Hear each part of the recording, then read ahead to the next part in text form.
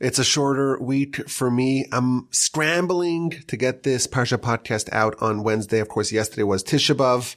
I hope you had a productive and meaningful Tisha B'Av. We hope that this was the last Tisha B'Av that we will have to fast and mourn and read the elegies, the tinos, and remember the temple and remember what we had in the past and we lost. Hopefully by this time next year, the temple will be rebuilt and the sad, mournful day of Tisha B'Av will be transformed into a day of celebration. Of course, our hearts and our eyes are in Israel. We're hoping to hear only good news from our brethren over there. I had been scheduled to fly to Israel next week. My niece, Bracha Wolby, she, please God, is getting married next week. And I did not want to miss this wedding. But alas, like many others who sought to go to Israel, my flight was canceled.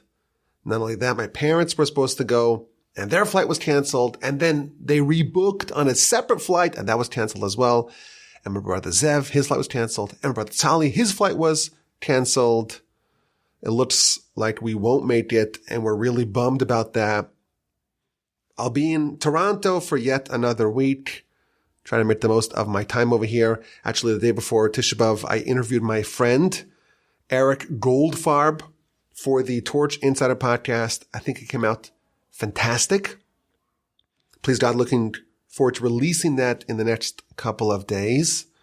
Are you listening to the Torch Insider podcast? If you need an invitation, send me an email, rabbiwolbe@gmail.com.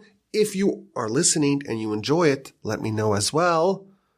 I'm always working on all these projects and I need to know, are they listening to it? Is there something we can do to improve? We're always trying to improve what we produce from the Torch Center in Houston, Texas, or wherever in the globe we may be. It's already that time of the year that we're planning for the year ahead. I have all sorts of ideas. Please God, I hope to finally begin the Parsha podcast for kids show that I've been talking about for a couple of years. And maybe, just maybe, a companion weekly Midrash podcast for adults. We'll talk about that in the ensuing weeks. I hope to restart the newsletter that's been a bit dormant. As you know, we're wrapping up the ethics podcast. I made a pledge to my friend to finish it in 2024. We started this ethics podcast in 2017. And we're at the very end. We're at the finish line, and we look on track to actually complete it in 2024. The Jewish History Podcast, we're working on a slew of new shows. And I actually came up with a new productivity framework that I hope to implement. Please God, when I return to Houston, I want to add so many more projects and so much more work to my plate. But please God, I came up with a new way, a new framework, a new way of thinking about how to be more productive. Lots of stuff happening all around. But this is the Parsha podcast.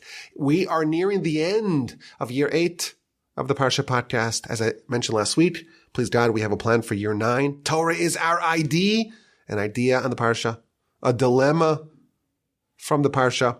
Very exciting. A lot to look forward to. Send me an email, rabbiwolbe@gmail.com. And one quick request before we begin this episode. You know, I don't like making requests of you. I feel like I already asked enough by asking you to listen to me drone on for an hour on the Parsha podcast each week. And most of y'all I know don't even stay to the end when it gets to the more spicy content. That's okay. But I asked you to listen, and once a year I ask for a donation to Torch to keep this enterprise humming. That's a lot to ask. And I don't like to ask anymore, but I'll make a small request, a very gentle request, and that is to promote the Parsha podcast, promote the show. There's an easy way to do it. There's a hard way to do it. The hard way is to call up your friends and give them the link. The easy way is to go to Apple Podcasts or Spotify or wherever you listen and put a 5-star review. That helps others find the show, and it makes me very happy as well, even though I have to say, I'm so happy as is my baseline. It is so happy that it's hard to actually get any happier, but I do get happier. I do get like a jolt of joy when people review and rate the show. and I've been reliably told that it helps others find the show as well. As we're reaching the end of year 8 of the Parsha podcast and we're planning for year 9, maybe we could give a little boost on that front. From what I understand, it's a bit hard to navigate, to find exactly where to submit the 5-star reviews. It's not easy. If you can't do it, that's totally okay. But thank you so much for your wonderful listenership and friendship in the preceding 8 years of the Parsha podcast. And please God, we hope to continue doing this for many years to come.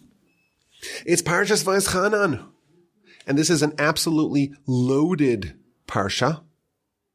And I'll tell you, I'm always on the lookout for new books that I could buy that maybe would provide more material, more content, more insights, more angles that I can use on the Parsha podcast. I have a simple rule of thumb. If I suspect that there's a book or even a series of books that will potentially help me create even one episode, I'm just going to buy it. It's a business expense. So a couple of days ago, I was perusing a new book to see if I ought to buy it. And it was a book on the book of Devarim. It was commentaries, it was insights, questions, analysis. And I look at the table of contents, and Parshas Devarim, there's 10 pages on one Parsha. And then I look at Parshas Vaeschanan, this week's Parsha. And there are 150 pages of commentary, of analysis on this Parsha. There is so much to talk about in this week's Parsha. So many iconic verses. And I'll tell you, that book that I mentioned, it's already in my cart. Please God, we're going to order it and we'll read it, please God, and hopefully glean some insights that will enhance the Parsha podcast. But the Parsha begins where Devarim left off. Moshe is talking about the events of the preceding 40 years. He spoke about some of the mistakes that the nation made. He spoke about some of the decisions that were made to add lieutenants, the whole saga of sending in the spies, the scouts to go reconnoiter the land. He spoke about the various interactions that they had with the empires, the nations on the east bank of the Jordan, with Esav and Edom and the Moabites and the Vaeshanites and the Amorites. And in our Parsha, he begins by talking about what he wanted. Moshe was successful in conquering a lot of land on the east bank of the Jordan, but of course, the prize, the ultimate prize, is what lies on the west bank of the Jordan, in the land of Canaan, in the land of Israel. And Moshe was condemned in the book of Numbers to not be allowed to enter. He was going to die before the crossing of the Jordan, and Joshua, his student, his acolyte, his successor, he will lead the nation across the Jordan and conquer those cherished lands. And our Parsha begins, Vaeschanan, Moshe is telling the nation, I pleaded with God. He was pleading with God to be allowed to cross over the Jordan and to conquer the land. Maybe God would relent. Maybe Moshe would be able to repent, to atone, to cleanse, to expiate the sin that he did, and to have this terrible decree reversed and annulled. But God said no. God said, don't ask again.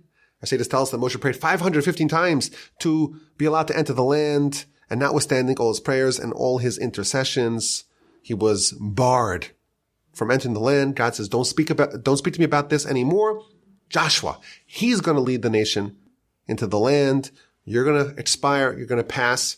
You're going to be buried on this side of the Jordan, on the east side of the Jordan, and Joshua will lead the nation across the Jordan and to conquer the land. So just to get us started here, I find it fascinating that we see how Moshe, he's a legend. He's the greatest of all time. And no one argues that Joshua was greater than Moshe. Everyone agrees that Moshe was greater than Joshua. Yet Joshua's going to succeed where Moshe failed.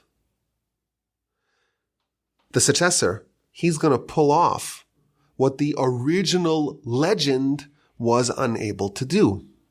The student, Joshua on some level, is going to outshine the master. God tells Moshe, take Joshua, v'chazkehu v'amtzehu, encourage him, strengthen him. He shouldn't be scared. He shouldn't be worried. He shouldn't be stricken with fear. Then maybe he'll be punished, just as you were punished. Joshua may have reason to suspect, well, if Moshe, the great Moshe, if he was punished because of the nation, because of the sin, because of the circumstances, and he was not allowed to enter the land, maybe the same fate awaits me. I too will be punished. God tells Moshe, tell Joshua, I promise you, you will cross the Jordan. You will inherit the land.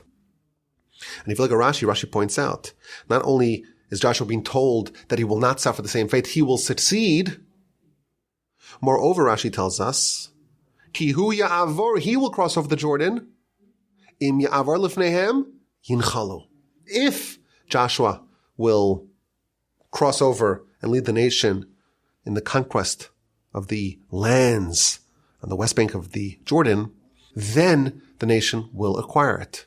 But if not, if Joshua, for whatever reason, does not lead the conquest of Canaan, no one will succeed in acquiring the land. So just to get us here started, we're told, broadly speaking, that Moshe, notwithstanding his Herculean efforts, to the contrary, Moshe was condemned and permanently condemned to not enter the land. And Joshua will enter the land. And Joshua is being told that conquering the land is his destiny. Not only could he do it, and he will do it, but only he can do it. Should Joshua opt out, should Joshua not lead the nation, no one will succeed. It will never get done. If you think about this for a second, Joshua is given an impossible task. He is selected to succeed Moshe. Well, who's Moshe? The greatest man who ever lived, the humblest of all time, the greatest of prophets, the man who spearheaded the Exodus and brought Pharaoh and Egypt to their knees. He split the sea. He secured 40 years of manna for the nation. He defeated the fierce empires of Sichon and Og in battle. He's the one who ascended to heaven, overpowered the angels, extracted the tablets crafted and etched by the finger of God. He gave us the Torah. He emptied the heavens from the Almighty's Torah and brought it here. And Joshua was selected to succeed Moshe as leader of the nation. There are no more cavernous shoes to fill. But Joshua has to go a step further. He has to accomplish what Moshe was unable to do. Moshe has this very fierce prayer salvo. He's pleading, he's begging, and he's told with finality, you will not lead the nation over the Jordan. You're not going to wage the wars of conquest against the 7 Canaanite nations and the 31 Canaanite kings. So Joshua has this very unenviable task of being told you have to outdo Moshe. And how is he encouraged? He's strengthened. He is given a boost. And Moshe tells him, Moshe is emboldening him. Moshe is trying to infuse him with confidence. And he tells him, you and only you can lead the nation across the Jordan. You and only you can wage the wars of conquest of the land of Canaan and parcel out the land to the tribes. And if you want to take it, you will succeed.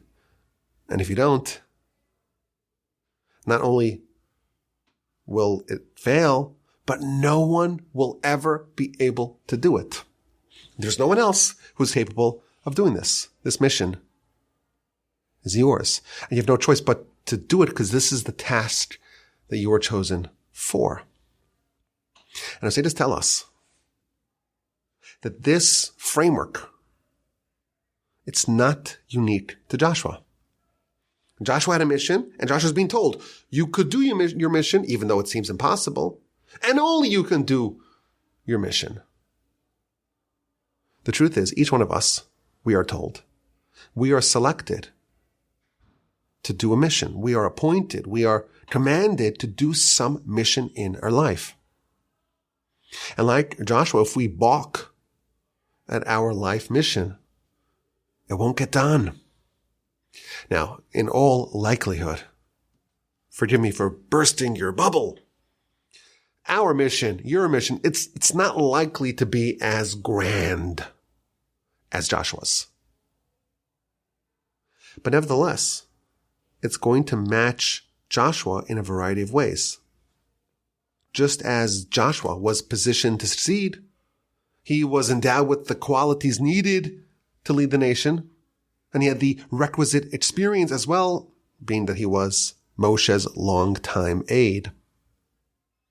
Each one of us to be guaranteed that the qualities needed for our mission and the circumstances of our life, they will all be tailored for our life mission. Our toolbox will be perfectly suited for the task.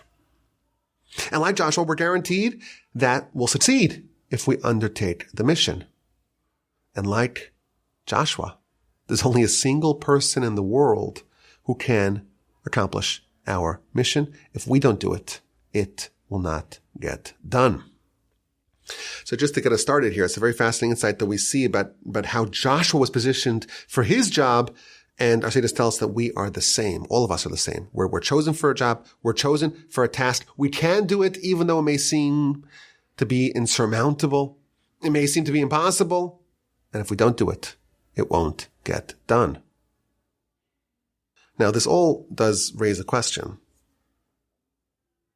How indeed was Joshua able to do what Moshe failed to do? Moshe, after all, was able to ascend to heaven. You would think he'd be able to cross over the Jordan, right? If he was able to go to heaven and spar with the angels, why can he go to Canaan and spar with the Canaanites? No one claims that Joshua is greater than Moshe. Joshua was the moon, our sages tell us, to Moshe's sun. The face of Moshe was like the sun, and the face of Joshua was like the face of the moon. Joshua is the paradigmatic student. He reflects the light that Moshe shone upon him. Yet for some inexplicable reason, Moshe is unable to do what Joshua succeeded in doing. I think this is a fascinating concept to ponder. Joshua is not as great as Moshe. And yet Joshua was able to do something that Moshe cannot do.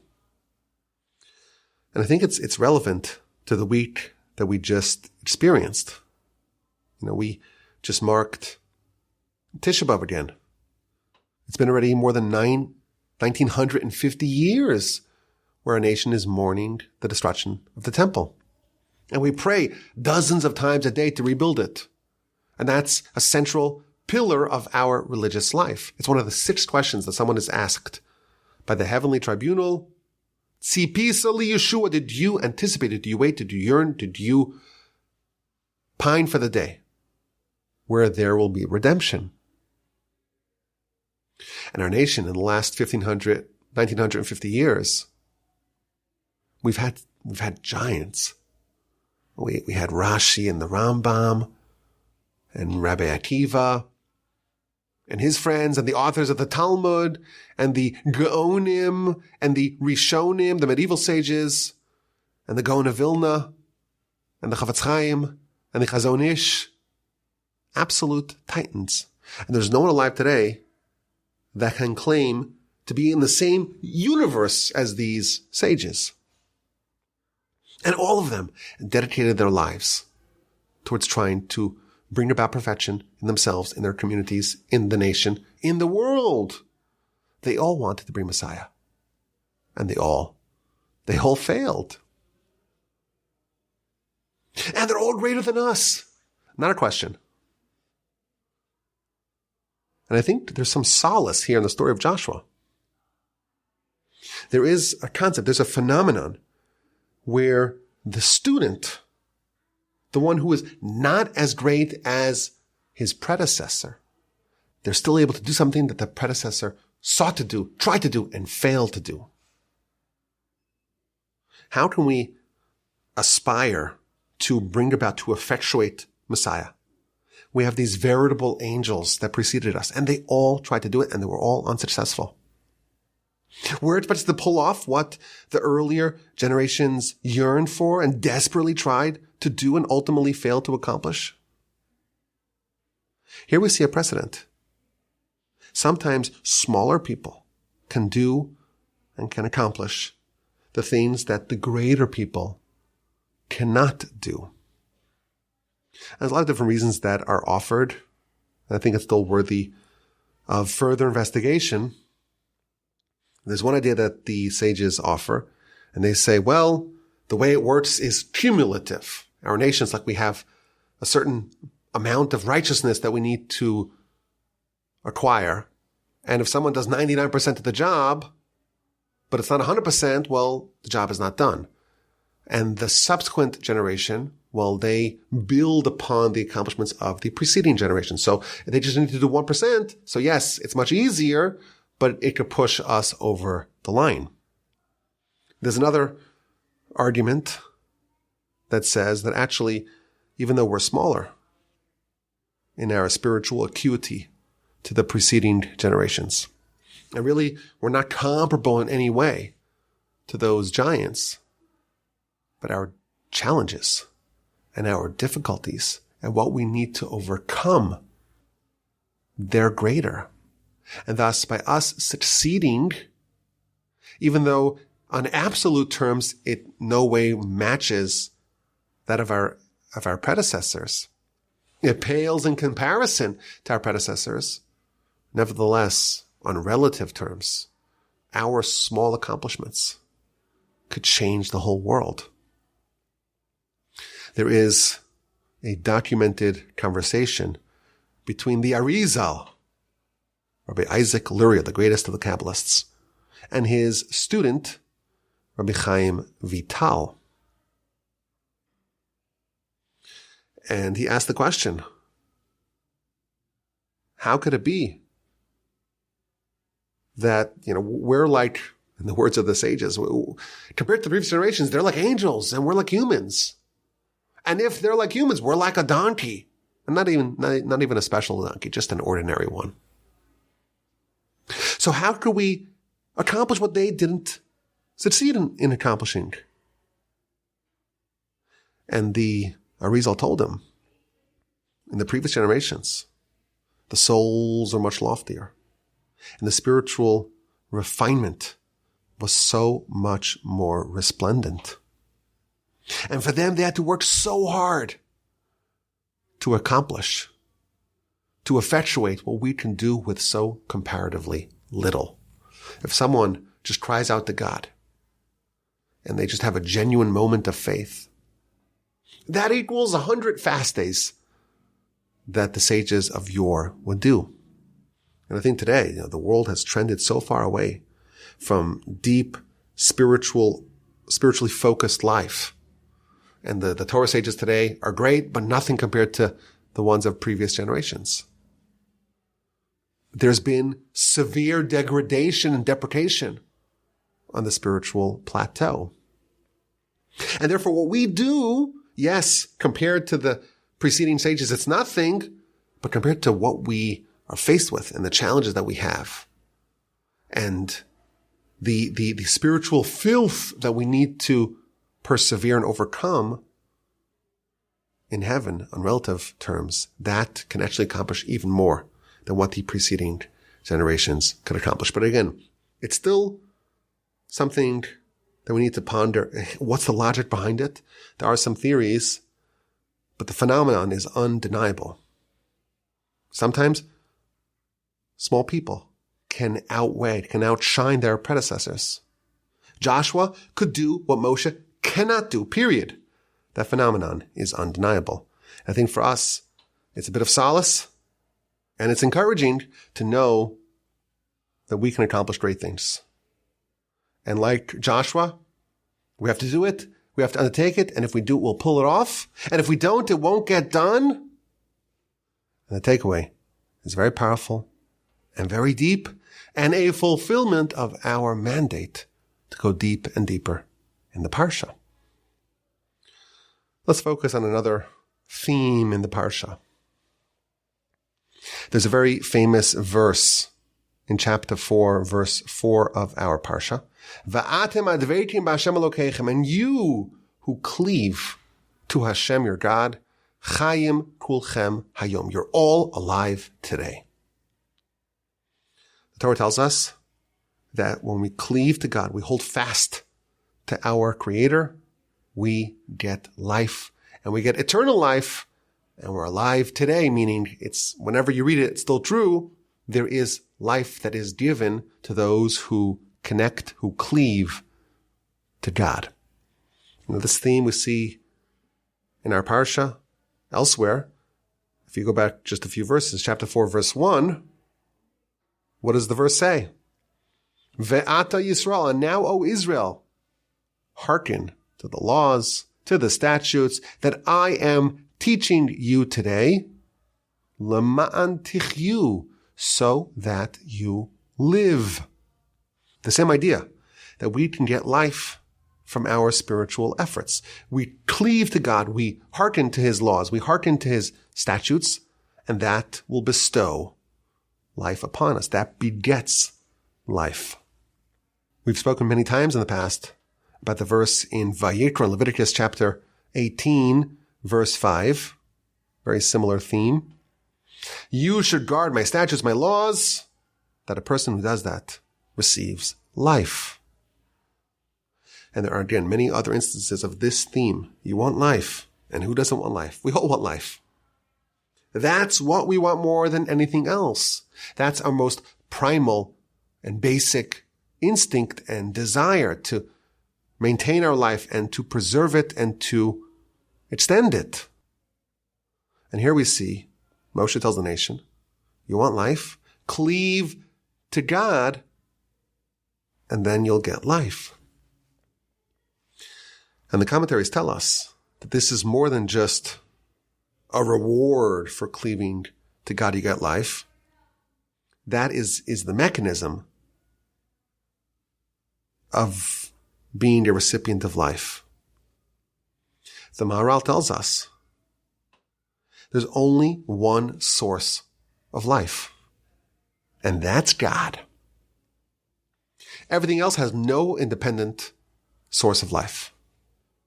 So God is the one who gives life. And if you cling to God, well, because God is the wellspring of life, those who cling to Him, those who connect to Him, they receive, as a result of their association with God, they receive life. Well, what does this even mean? How do you cleave to God? How do you cling to Him? So the Maharal again tells us the way to do that is to cling to the Torah. The Torah, after all, that is the first creation of God. And it's the thing that's most close and effectively indistinguishable from God. And that's why the Torah is called a tree of life for those who hold on to it. And therefore, if you cleave to the Torah, by dint of that, you're actually cleaving to God, and thus you are clinging to the source of life, and by doing that, you receive life. This is a very interesting concept. This should get our attention. Who doesn't want life? That's something that we all desire more than anything else. We all want life. And we have a verse in our Parsha, and there's many verses to this effect in this Parsha and elsewhere, that the way you get life is via this spiritual path, hearkening to the mitzvos, hearkening to the statutes and to the laws, cleaving to God. That's how we get life. And the Mishnah tells us in the end of the book of Pirkei Avos, of Ethics of the Fathers, Gdola Torah, Torah is great. Shehi nosenes chayim, it gives life to those who perform it in this world and in the next world. And the Mishnah cites 9 different verses to support this claim that Torah begets life. Now, if we take this seriously, it should really get our attention. The Almighty Himself, via His Torah, is telling us, you want life? I'll give you instructions. Low carb, high protein. That's now the diet of choice. Carnivore. Got to do your exercise. Longevity, outlive. Everyone wants to know the answer. What's the elixir of life? And here we're told, again, it's a verse in Scripture, in our Parsha. Cleave to God, you'll get life. Cleave to His Torah, you'll get life. The greatest Torah, the Mishnah tells us, because it gives life in this world and in the next world. But here's the question. Do people who are more spiritual, do they actually have a longer lifespan? Do they have a longer life expectancy? Aren't there people who have nothing to do with God? At least based upon our analysis. They're distant from God in every way, and they're ignorant to His Torah. Don't some of those people have long lives? Yeah, of course, some of the sages really lived very long lives. You think about the greatest sage of our people in the 21st century. So at the beginning of the 21st century, the greatest sage was Rav Shach. He passed away in 2002 at the age of 107. And then succeeding him, it was the next generation. And that was Rabbi Elyashiv. And he passed away in 2012. And he, at the age of, I think it was 102 or 103. And he was sharp to the very end of his life. And then the mantle was passed to the next sage, Rabbi Steinman, or Steinman, depends how you pronounce it. I remember reading once an article where I talked about the passing of Rabbi Elyashiv and how it's the next generation. Rav Steinman, 99. He was 99, I think, when he took over as the greatest sage, as the greatest recognized sage of the nation. And he passed away at the age of 103. And then you had the next generation. It was Rabbi Kanievsky. He passed away fairly young. He was, I think, only 94 or 95, something like that. And then Rav Gershon Edelstein, who was also over 100. So there is a phenomenon that we see. The greatest sage as recognized by the preponderance of the people, by the consensus of our nation, they do seem to have long life. But of course, we know stories of great sages who passed away very young. The Arizal, the aforementioned Arizal, didn't make it to 40. Neither did the Orach Chaim, the author of the Orach Chaim, or the Ramchal for that matter. So we see instances of sages dying young. Is this necessarily about lifespan? What does it mean, this theme that we see all over the Torah and in our Parsha? The Torah study, the Torah observance is a key to life. So I want to offer 3 different ideas. I want to suggest, just to get started, that there's no need to have any homiletical interpretations of these words. I want to suggest that on the most basic level, our definition of life, well, what's that? That's maybe a political question as well as a religious, as a scientific question. Which you get into the whole discussion. Well, when does life begin? When does it end? And so on. But when we think of physical life, we think of, proteins and amino acids, or maybe a heartbeat, or brain activity, or being conscious. There's probably a lot of different ways that we can describe and characterize life.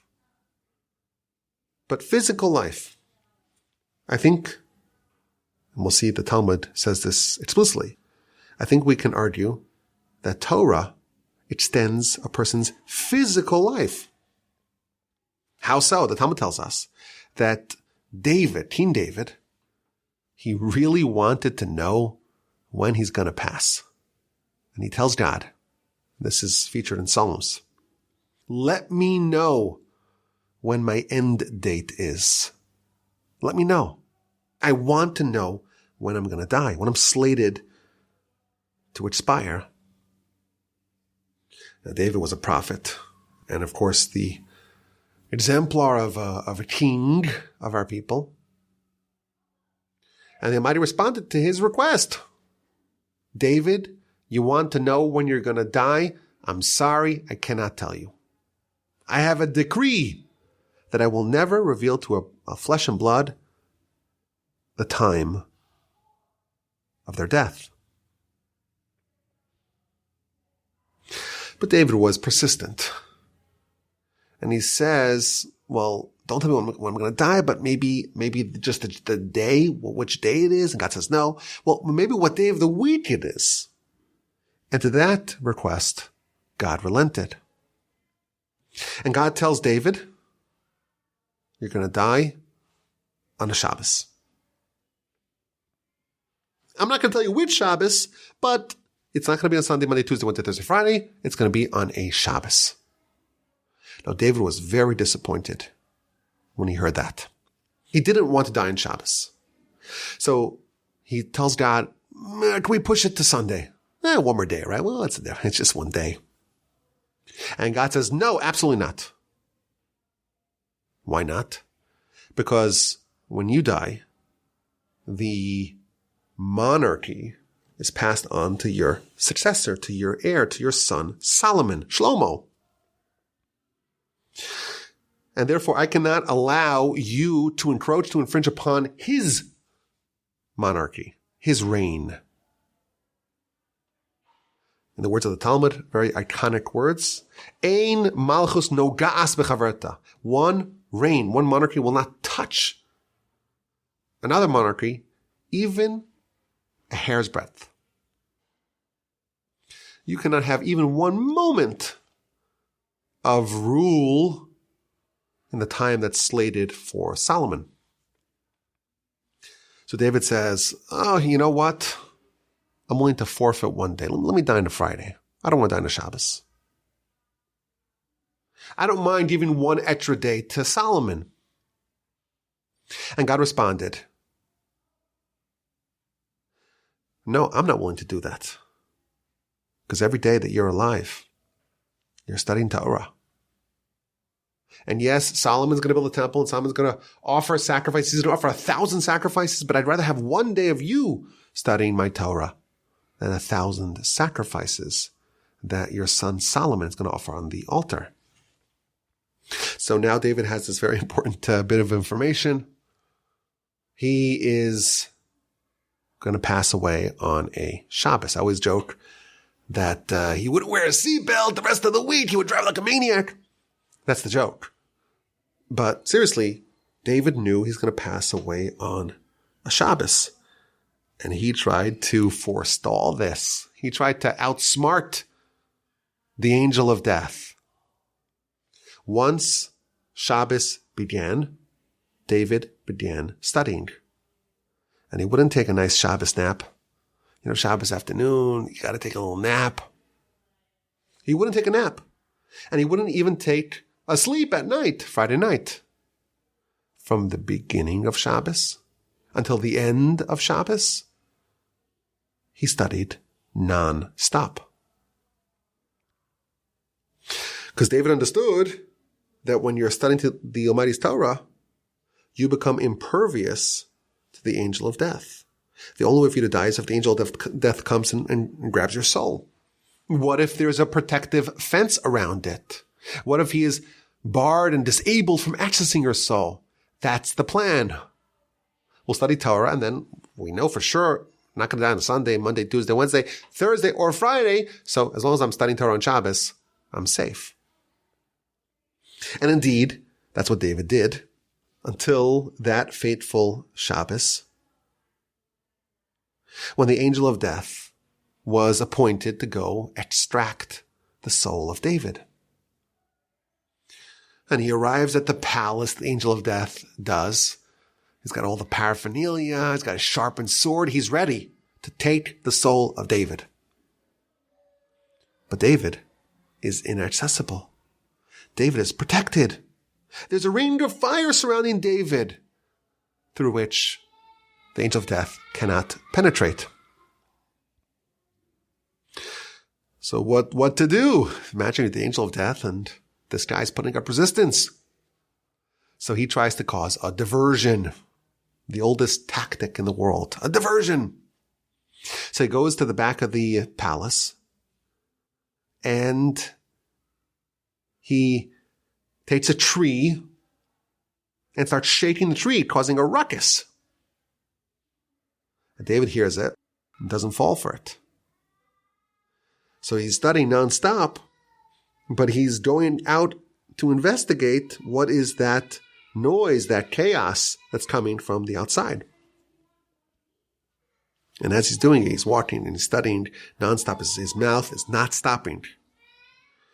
And the angel of death sees David coming out, and he pulls a fast one. There's a series of steps from the palace to the gardens in the back.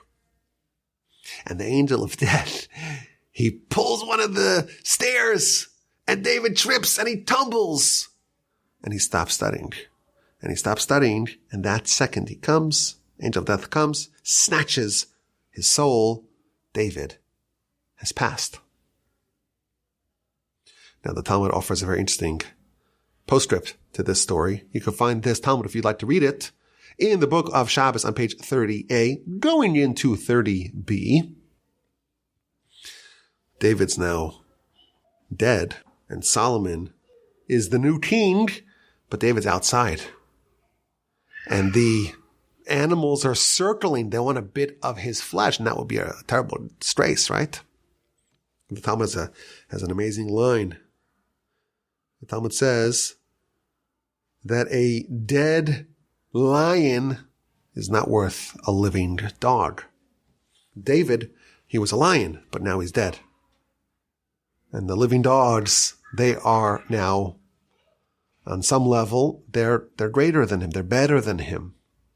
But what to do? The body is mutsa. You can't move it on Shabbos. So the Talmud tells us that if you place something which is not mutsa on top of the corpse of David, then you could actually relocate the body on Shabbos. They put either a loaf of bread or a baby on David's body, and then they could move it. Anyhow, that's the Talmud. I think this is perhaps germane to our question. The Torah tells us in many places that Torah gives a person life. Why? Because if you cleave to God via his Torah, well, you're cleaving to the source of life. And we ask the question, well, some sages die young. Does it mean literally you'll have life the way we define it by cleaving to God and his Torah? So my first suggestion is yes. If someone is studying Torah, at that moment, they are not subject to the angel of death. The angel of death is barred from taking away their soul. They are impervious to it. Now, the problem is, of course, you stop for a second, even if there's a diversion, there's some sort of noise or disturbance to your studies, then you're vulnerable. But on a very basic level, we discovered that Torah actually gives you life. You actually have to study. If you want this to work, you got to study nonstop. So I don't know if it's a long-term plan, but certainly on a conceptual level, we see a person cannot die while they're studying Torah. Now, it's possible that there might be a certain minimum amount of depth and devotion to the studies. If someone's just, say reading on a very superficial level, they don't understand what they're saying, maybe that would not qualify. That would not push away the angel of death. But on a conceptual level, we definitely see this concept that Torah study extends life. There's another idea. When a person dies, their body is no longer useful to them. Their soul moves on. Their soul ascends to heaven. What is the state of a person's soul in the afterlife? What determines their viability in heaven? So our sages tell us, a person is comprised of 613 parts. A person's body has 613 parts. A person's soul has 613 parts. And the Torah can be broken up into 613 parts. That's what we call mitzvos. General categories of the Torah. And every time a person does a mitzvah properly, they are giving life to the corresponding part of their soul.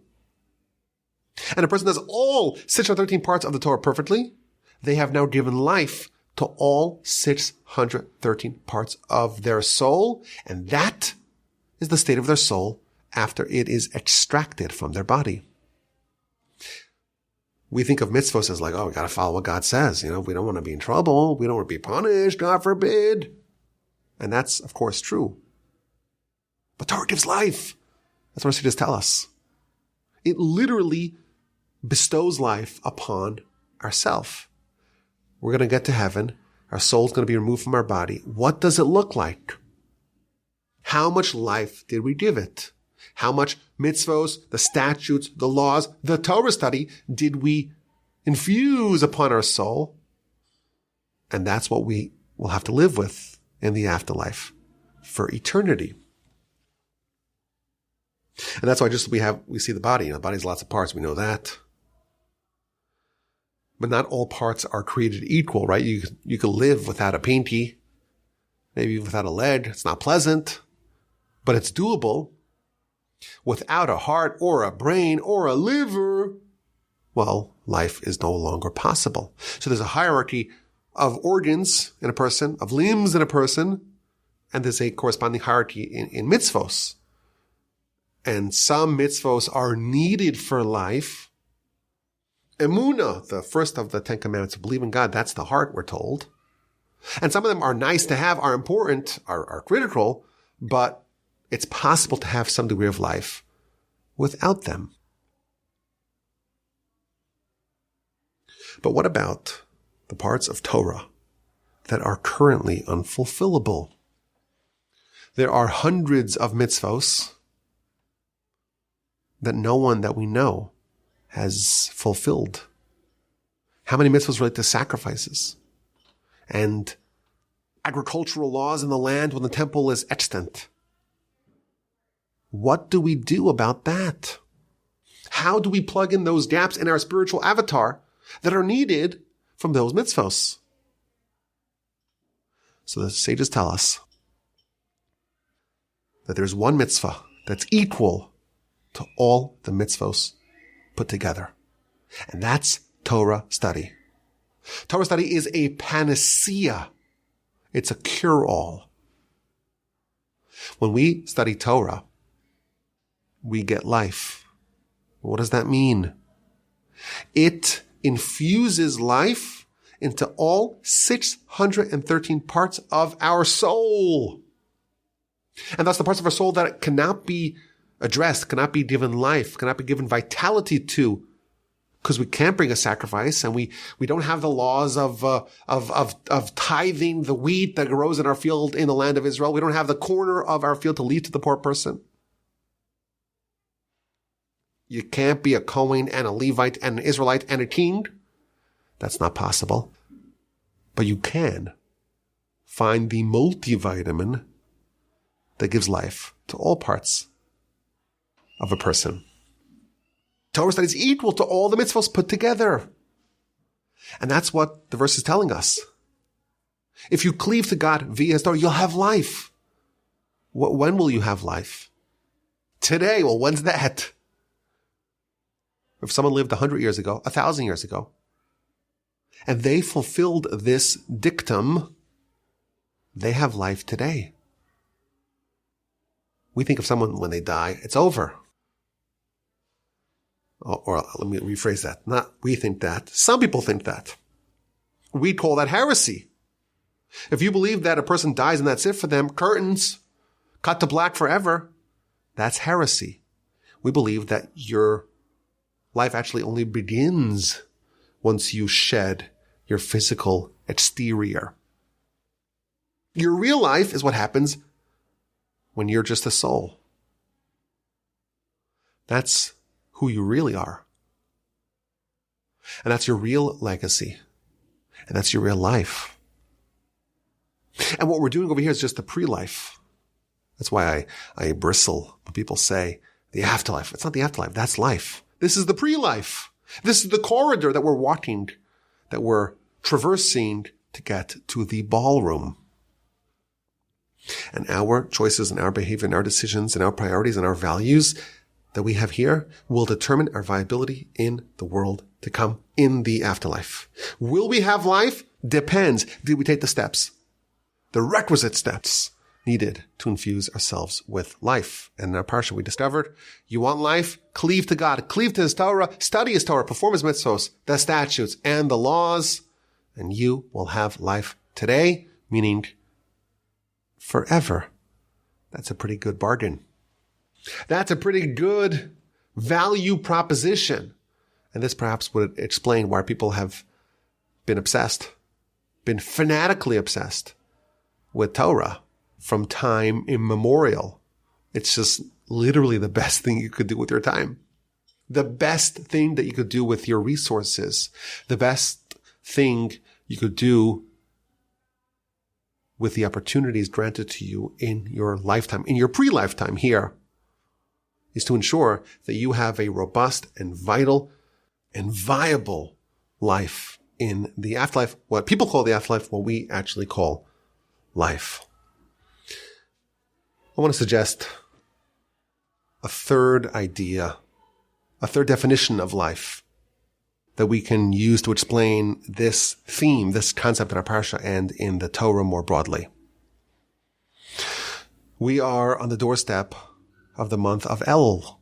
In a couple of weeks, we're going to begin the month of preparation for the high holidays. And when we get to the high holidays, we're going to have Rosh Hashanah Yom Kippur. And we're going to say numerous times, Zachreinu l'chaim. Remember us for life. Melech chafetz b'chaim. A king who is desirous of life. V'chasvein b'sefer chaim. And inscribe us in the book of life. L'mancha Elokim chaim. A life that is for you, our God. And at the climax of Rosh Hashanah, we say that the books of the living and the books of the dead are open, and 3 books are open, and who will live and who will die, that is determined on that day. And the Talmud says explicitly that the wicked on Rosh Hashanah, they are condemned to die right away. And we ask the question, and we puzzle over this, because you would expect there to be a big spike in deaths on Rosh Hashanah. And as far as I know, we don't see that. We don't see an unexplained, from a medical perspective, an unexplained spike in deaths every Rosh Hashanah. But the Talmud says that the wicked, they're condemned to die right away on Rosh Hashanah. So what our sages explain to us is that actually, in the eyes of God, and by a certain definition of life, when the wicked are judged on Rosh Hashanah, they die instantly. But what were to happen if at the stroke of midday on Rosh Hashanah, 25% of the world just keels over? They all die. Just a synchronized heart attack across the world. What would happen the next day? Or a week later, everyone's been buried. Imagine you're a survivor of that. And it happens every year, right? There's this culling of all the sinners every Rosh Hashanah. If that were to happen in a way that we can appreciate, none of us, if we're lucky enough to survive, none of us would have any free will going forward.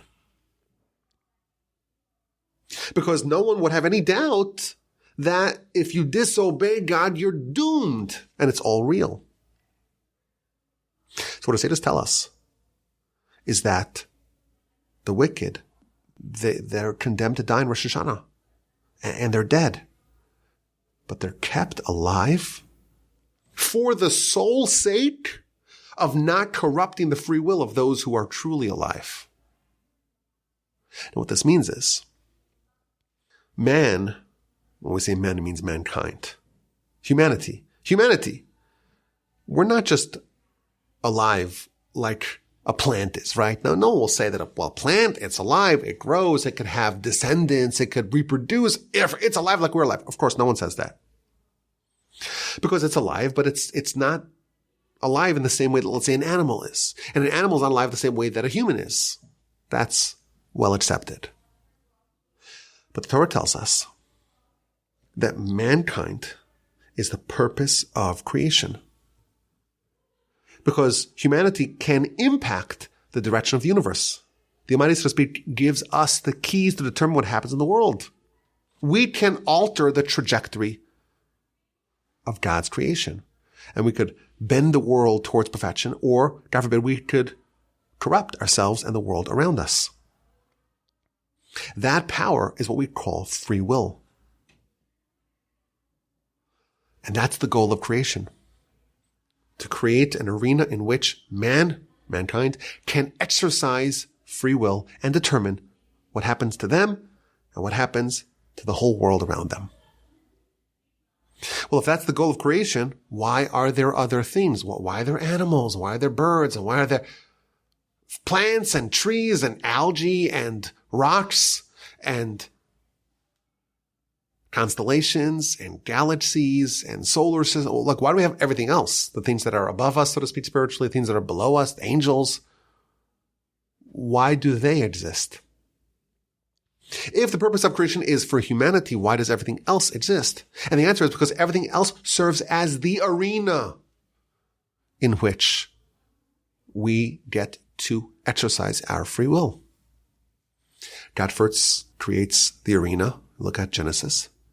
And once everything else has been created, the angels and the demons and the rivers and the isthmuses and the peninsulas and the mountains and the mesas and the valleys and the canyons and the North Pole and the South Pole and the solar system and Pluto and all the galaxies and all the birds and all the trees and all the mammals and all the marsupials and the whales and the sharks, everything. Once everything is created, the arena is ready, God creates one man. That's the goal. Once everything's set, that's the goal. When someone dies, by the definition of Torah, they get transformed from being a person, an Adam-like figure who can influence the whole world, to being part of the set, to being part of the arena, to being a non-player character in this enterprise. And they may appear alive, and they have a heartbeat, and they have brain activity. But what are they here to do? What is the scope of the impact that they can have? It's very, very limited. They're part of the set. They're an extra. They're part of the environment. They're part of the arena in which those who are truly alive are living and making decisions and impacting the trajectory of creation. It's not only the birds and the trees and the rocks and the angels that are part of the set for humanity. There are some Homo sapiens as well who died on Rosh Hashanah. They're dead. They appear to be alive, but their role is to serve as an arena for the free will of others. And this is a very scary thought. I think it's maybe even more scary than actually dying is the consideration that maybe we're alive, but we're actually dead by this standard. We want to live. We don't want to be the furniture. We don't want to be part of the set. How do we do that? How do we ensure that we matter on a cosmic level? The way we do that is via the Torah. It's laying a claim to life. The verse tells us, you want life? Cleave to God. Display an interest in being an actual human. And again, for us, to the naked eye, the actual human and the pretender, the NPC, they're indistinguishable. On Rosh Hashanah, we pray, give us life. Not just the life of being there to serve others, of being there, of being part of this grand set that the Almighty created for us, being part of this tapestry that the Almighty wove for us. We want to actually matter. And the way we do that is by choosing to be part of those select few. How many people are actually alive by this standard? How many people are actually wrestling with some sort of difficult decisions about what to do with their life, having to actually wrestle in the way Adam and Eve did in the garden? I suspect it's very, very few. It's, in my opinion, it's definitely not billions of people. Maybe not even millions. There's very few. And of course, all of us are nodding and saying, well, thank God I'm a real player. I'm not an NPC, but I don't know. I'm not so sure that all of us qualify. I don't know. I hope that we qualify, that I qualify, that you qualify. But it's certainly not everyone. And that's a very terrifying thought. And that's what we want. That's what we're asking. We want to matter, to really matter, to be part of those who are playing the game, not just those who are serving as part of the environment. And how do you do that? Via the Torah. You do a mitzvah. You say, this is the Almighty's mitzvah. Okay, I'm going to do it. And I'm going to overcome the challenges that are entailed with doing that. I'm going to cleave to God via His Torah. And that will give me life. And again, it's hard for us to think about this. We don't have the tools to evaluate who is actually a player and who's an NPC, a non-player character. But we know what we need to do to matter, to get a life. That's what we want. Now we know what we need to do. May we all be so fortunate as to be players who impact the world, who play an Adam-like role in hopefully propelling the world forward. As we mentioned, this is the week of Tisha B'Av. We believe that humanity, Adam's descendants, they can change everything. We can change everything. We can bring God into the world.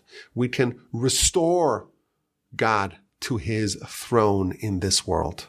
We can make this world indistinguishable from the world to come, from the heavenly world. That is within our wheelhouse. Ours as in humanity at large. But the more we're connected to the spiritual domain, the more of a say that we have in determining the direction and the trajectory and the destiny of humanity, of mankind, and of this wonderful enterprise and project that the Almighty created for us. Hopefully, we'll witness better times, better days in the days and weeks and months and years upcoming. May we all witness the revelation of God in the world, the restoration of God to His throne in this world. And that will be manifested, of course, with the Messiah and with the temple, and hopefully we'll all be around to witness that. I thank you for listening. This was a delight. I'm currently recording from a public library in Ontario, and I'm in a room that has these very, very large glass doors, and I'm facing the library, and people are walking by all the time, and everyone's looking into this pod quizzically. What's that guy doing? He's got a microphone, and he's smiling and gesticulating wildly And they don't know unless they're listeners. They don't know that we're enjoying the Parsha podcast together.